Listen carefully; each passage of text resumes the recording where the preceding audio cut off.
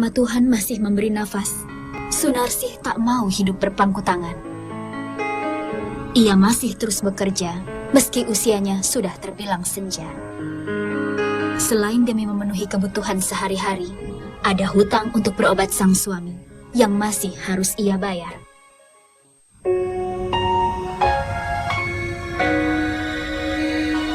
Setiap hari, ketika pagi mulai menyapa, Sunarsih bergegas menyambut asa. Menjemput rejeki di tempat pengasapan ikan milik seorang tetangga yang tak jauh dari tempat tinggalnya.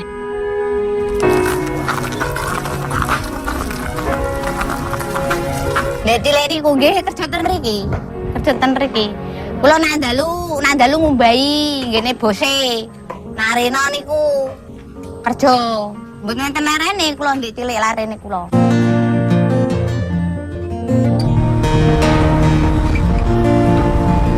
Tak ada waktu yang terbuang percuma. Begitu ia tiba, pekerjaan telah menantinya. Terlebih dahulu, Sunarsih harus membersihkan arang tempurung kelapa, sisa pembakaran kemarin. Arang-arang ini nantinya akan dijual kembali sebagai bahan baku pembuatan briket. Batok kelapa dipilih sebagai bahan pembakaran karena asap tempurung kelapa dapat memberikan cita rasa sedap pada ikan. Di samping itu, tempurung kelapa juga dikenal sebagai bahan pembakaran yang baik karena mampu menghasilkan energi panas lebih tinggi dibandingkan kayu.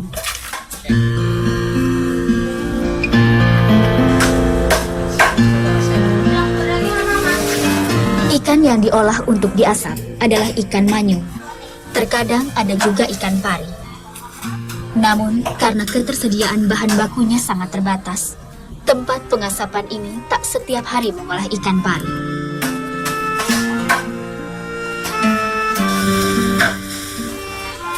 Ikan manyung termasuk dalam keluarga ikan berkumis yang populasinya banyak ditemui di perairan tropis, termasuk Indonesia.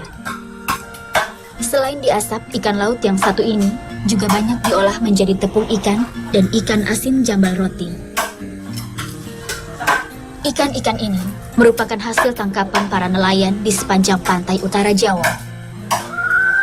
Setiap harinya, sekitar 8 kuintal ikan didatangkan dari pasar ikan segar terbesar di Semarang, yaitu Pasar Rejomulyo atau lebih dikenal dengan Pasar Kobong. Dalam mengolah ikan mayung, kepala, perut, serta badan ikan diproses secara terpisah.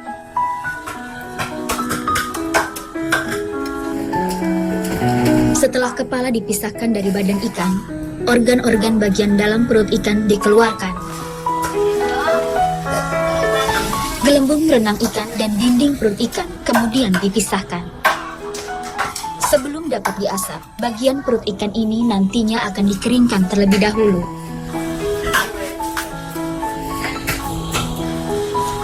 Gelembung renang ikan masih dapat dimanfaatkan. Biasanya dibelah menjadi 2, dikeringkan, lalu diolah menjadi kerupuk yang di masyarakat sekitar disebut cekatak. Setelah dibersihkan, bagian badan ikan kemudian dipotong tipis-tipis dengan ketebalan sekitar 1,5 cm. Hal ini dilakukan agar saat diasap, ikan dapat matang secara merata.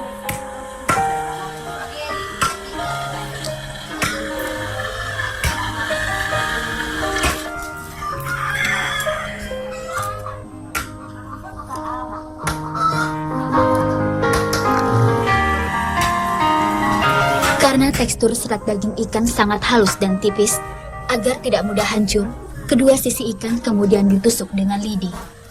Hal ini juga bertujuan untuk menjaga bentuk daging ikan tetap sempurna.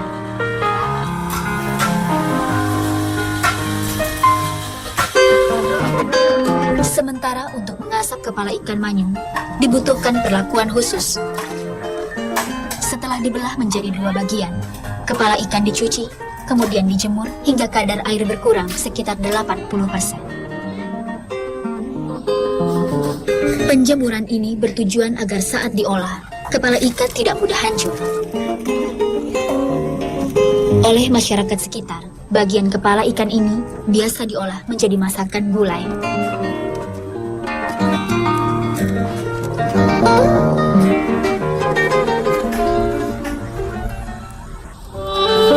Lingkungan sekitar mengenal Sunarsih dengan panggilan Maksih. 40 tahun sudah, Maksih mencurahkan waktu dan tenaganya untuk mengolah ikan asap seperti ini. Nah, kula nyambutin damel wong mboten sekolah nggih. Mboten saged nyambut damel sing itu nggih, nyambutin damel nggih ten ulam.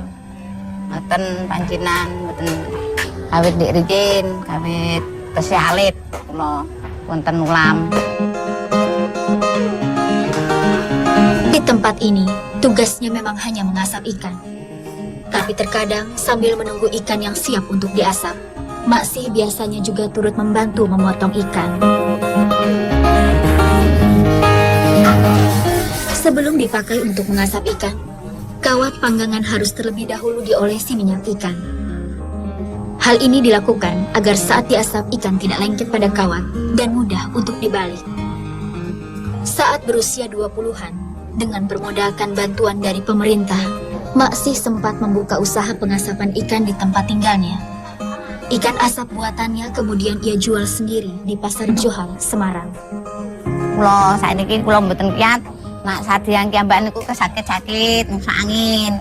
Terus kula nderek ngene tiyang mawon pun saged to.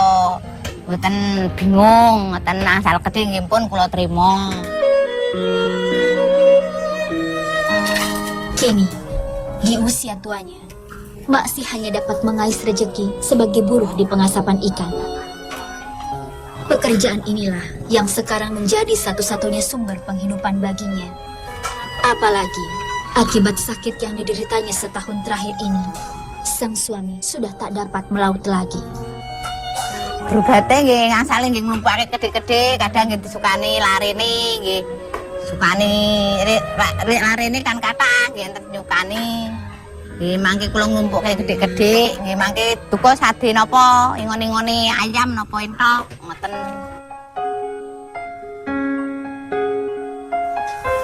Meski begitu, wanita 60 tahun ini tak ingin hanya hidup dalam keluhan. Setiap detik waktu yang berlalu, ia coba jalani dengan penuh keikhlasan. Maksih bekerja setiap hari selama 12 jam penuh, sejak pukul 8 pagi hingga 8 malam. Hampir tak ada waktu libur untuknya beristirahat. Kepulan asap pun kerap membuat matanya terasa pedih. Tapi itu semua tak ia hiraukan. Baginya, waktu adalah uang, karena sang suami membutuhkan biaya berobat yang tidak sedikit. Susah niku nak kenging beluk niku nggih ngomong. Nggih sosok niki gegere nggih sakit. Nggih kesel to, wong ten geni nggih panas keringet.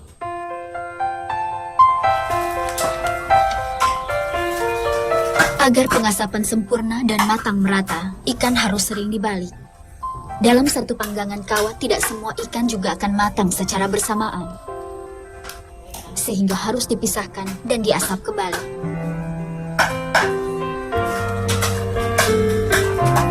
Untuk mengasap bagian badan ikan seperti ini, membutuhkan waktu sekitar 15 hingga 20 menit. Sementara untuk bagian kepala ikan, proses pengasapan akan memakan waktu lebih lama, sekitar 3 hingga 40 menit.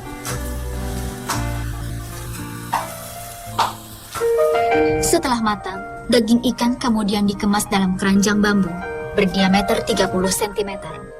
Dalam satu kemasan ini berisi 200 potong ikan dengan bobot mencapai 9 hingga 10 kg. Per kilogramnya, ikan manyung asap ini dibanderol dengan harga Rp50.000.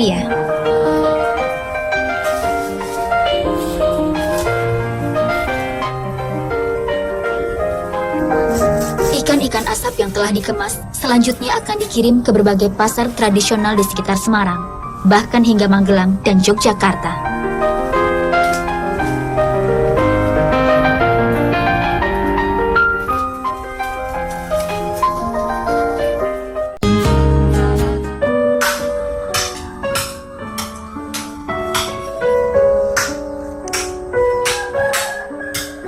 Karena penyakit yang ia alami ketika melaut, sudah setahun belakangan ini, Temon, suami Sunarsih tak dapat melaut lagi.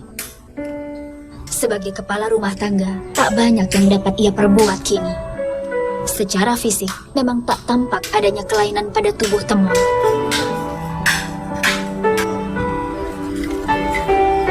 Namun, ia kerap merasa kaku dan pegal di sekujur tubuhnya. Hal ini membuatnya tak dapat lagi mengerjakan pekerjaan yang berat. Setahun terakhir ini, Temon hanya dapat menghabiskan hari-harinya dengan menyibukkan diri di rumah. Berharap terjadi mukjizat kesembuhan dari Yang Maha Kuasa, sehingga ia dapat kembali melaut.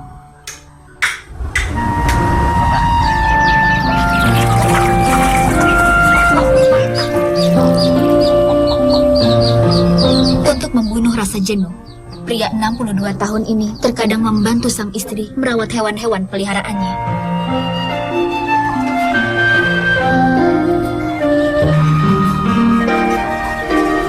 Hanya inilah satu-satunya pelipur lara kala sepi melanda. Wang-wang pripun nggih paling mangan niku napa kewan niku. Ngene-ngene niku. Jujung berat lebih sakit pun benar. Jika itu mawon dengan niku. Ya bare tipe mawon itu sakit lebih nganu aktif apa lebih sakit. Iya. Ternak-ternak ini jugalah yang terkadang dipakai untuk tambahan biaya berobat Temon. Tak jarang untuk mencukupi biaya berobat yang tinggi, Temon dan sang istri terpaksa mencari tambahan dengan berhutang. Asane cilik-cilik ngoten niku. Terus digedhekke saged ngendhok niku. Damel urip. Duwite damel nampa bapake. Ngoten. Wingi niku nggih damel nampa. Ngenaan nyaur gadah utang nggih damel nyauri ngoten to nggih.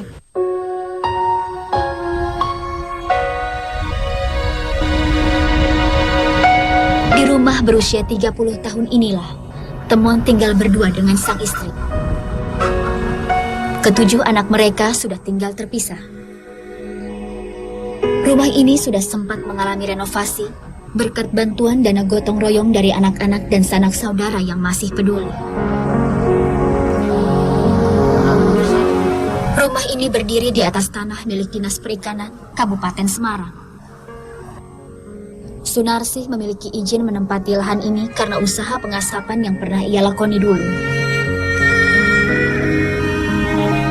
Pasangan suami istri ini merasa sangat bersyukur hingga kini masih diperbolehkan menempati lahan ini. Lho susah to, lah niki mboten susah niki mboten banjir. Pingenane niku susah. Banjir mawon. Jero banjir njobo banjir nggih susah lha pripun. Panjenengane nyambut damel ten mriki kawit cilik niku pripun. Lah wong kula mawon adi jalare niku lho mboten purun mboten kerasan. Mboten kerasane ten mriki.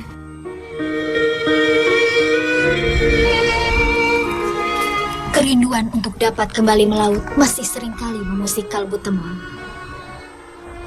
Laut adalah hidupnya.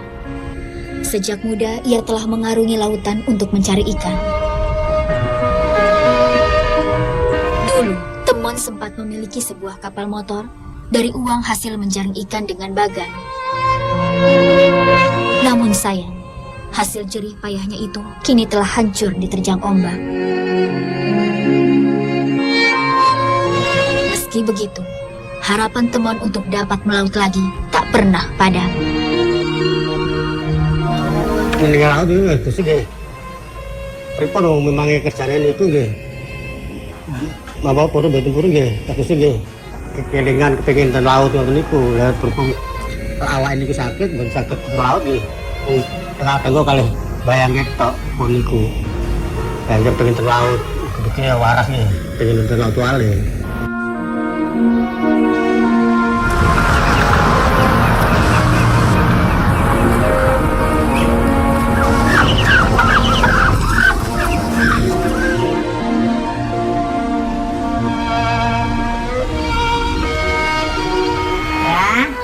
Pena burung.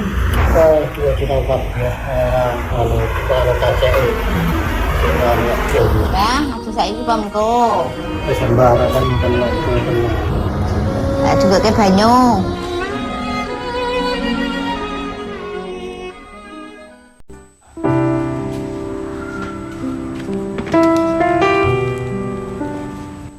Nggih, biasane nggih kula mesake piyambake wong piyambake pun sepuh kian nyambut damel piyambak. Kula pernah bingung niku. Wong kula niku doyan maem, doyan napa-napa tapi mboten saged napa-napa. Betul enten napa-napa nggih kula nggih ngentosi Mbah wedok niku pun.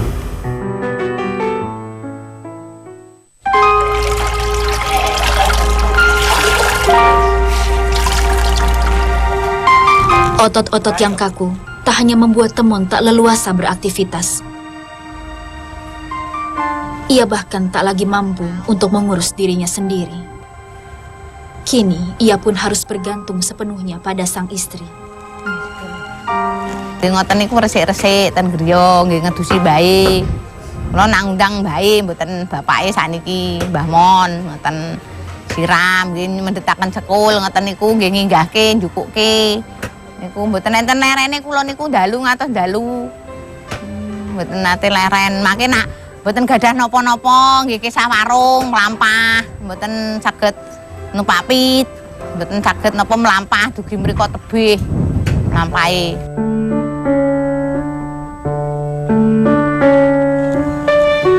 Sunarsih dan Temon bersama karena keadaan. Ketika anak-anak Sunarsih masih balita, suami pertamanya meninggal dunia karena sakit paru-paru. Tinggallah ia seorang diri merawat anak-anaknya dan menjadi buruh di pengasapan ikan. Sedangkan Temon harus pasrah ketika sang istri terdahulunya tiba-tiba sakit dan tak dapat melakukan aktivitas apapun. Ketika itu, ia meminta Sunarsih membantu sang istri dan merawat anak-anaknya yang masih kecil. Ketika akhirnya sang istri meninggal, Temon pun kemudian meminta Sunarsih mendampinginya mengarungi hidup dalam bahtera rumah tangga hingga kini. Paune kula anu ten mriki kerja ten mriki, lah bapake niku bojone kan mboten saged nyambut damel anu sakite 3 tahun, pun 3 tahun mboten saged napa-napa. Lah sakniki kula niku saged ngombahi, saged masak dikengken. Sakniki ne wong mriku dulur mboten kertos nak ajeng ngempek kula.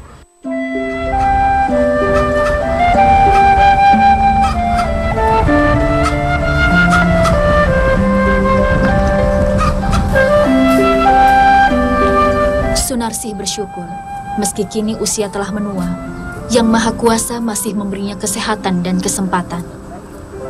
Sehingga waktu yang ia miliki ini pun kerap ia manfaatkan untuk berbagi pada sesama. Lah kula kepengin nyukani niku ngeten tiyang sepuh, mboten enten sing nyukani. Nggih kula gadah kedhik nggih kula tawakke. Mangke nek tiyambake niku gadah yatra saking ngene niku rencang-rencang disukani ngoten niku nggih titip beras. Mbak saya titip beras, titip minyak, nggih titip mie ngoten niku. Meski yang ia miliki tak seberapa, Sunarsih selalu menyisihkan sedikit tenaga dan waktu yang ia punya untuk membantu Mbah Sum, tetangganya. Bagi Sunarsih, Mbah Sum yang tinggal seorang diri ini perlu uluran tangannya. Nah, ini kan sedul, nggih. Rasakan sedul, nggih, matur nuwun. Alhamdulillah, muga-muga dengan lancar, barokah berkah, amin. Paling sehat, waras, amin. Sunarsih berprinsip, tak ada batas waktu untuk memberi selagi ia masih memiliki tenaga. Kini, yang ia harapkan hanyalah kesembuhan sang suami. Nggih, lampun sepuh niku, lah pripun pun sepuh nggih monggo sukani eco nggih alhamdulillah. Mboten eco nggih trimone nggih wis disyukuri, ngoten to nggih pun sepuh. Lah ndek riyen mung tesene mawon nggih mboten saged mampu apa walih niki pun sepuh. Lah ngoten kula pun trima. Angsale kerja ngeten niki kula damel nempur nggih damel blonjo. Ngoten niku. Pun tak nrimo anggere pokoke ibadah mawon mboten lali. Lah niku